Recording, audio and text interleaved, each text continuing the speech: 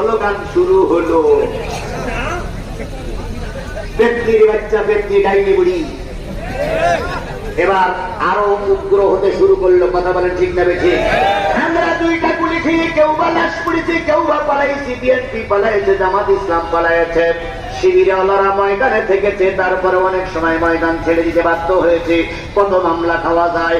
বিএনপির ছাত্র দলের লিডারেরা নেতারা ময়দানে ছিল, গুলির মুখে অনেক সময় পৃষ্ঠান বাঁধতে বাধ্য হয়েছে।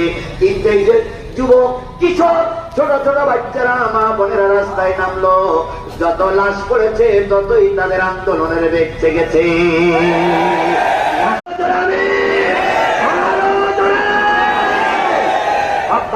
জিন্দাবাদ